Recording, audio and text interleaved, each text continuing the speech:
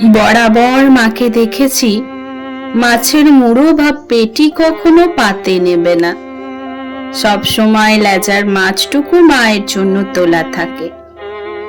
বড় হওয়ার পর একদিন জিজ্ঞাসা করেছিলাম, আচ্ছা মা, তুমি সব সময় লেজার মাছটা খাও কেন? কখনো কখনো মুড়োও তো খেতে পারো।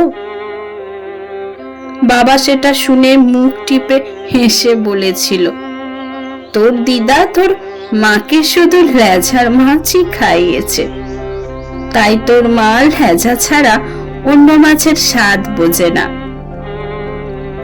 আমি বলেছিলাম, লেজার মাছে তো প্রচুর কাঁটা, ভালো লাগে তোমার?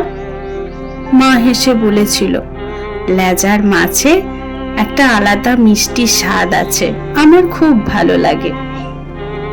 পেটু কামি টেস্টের কথা শুনে একদিন লেজা খেয়ে দেখেছিলাম, কাঁটার কাঁড়ি ছাড়া বিশেষ কোনো স্বাদ বুঝিনি। এরপর মামা বাড়ি গিয়ে খেতে বসে লক্ষ্য করলাম, দিদার পাতে ছোট্ট একটা লেজা আর মায়ের পাতে একটা কিং সাইজ পেটি। এর আগেও মামা বাড়িতে গেছি, খেয়েছি, কিন্তু এত ডিটেলে লক্ষ্য করিনি। আমি অবাক হয়ে দিদাকে বললাম, আরে মা তো পেটি খায় না গো, মাকে লেজাটা দাও। দিদা হেসে বলল, আমি তো তোর মায়ের মা, আমি জানবো না তোর মা কি খায় আর না খায়? বুঝলি দিদিভাই, তোর মা কখনো লেজার মাছ মুখে তুলতো না।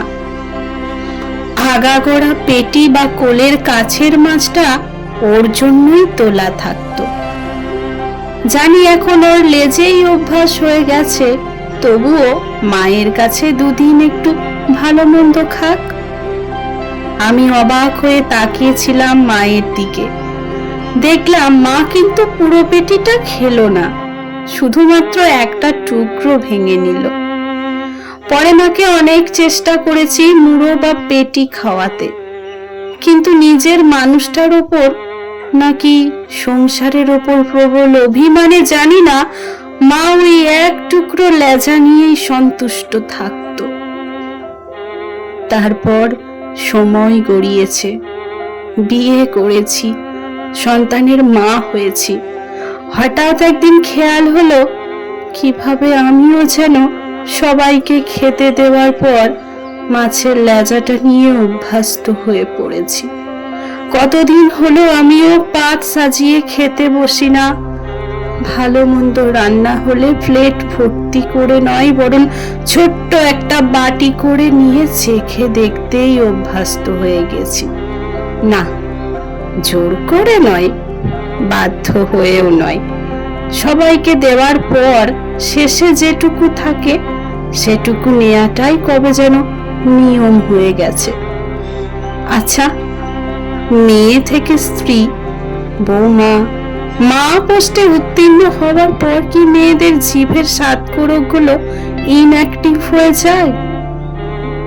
যেটুকু আছে সেটুকুই চেঁচে পুচে নেওয়ার অভ্যেস কি সংসার তৈরি করে দেয়, নাকি নিজেরাই করে নিই?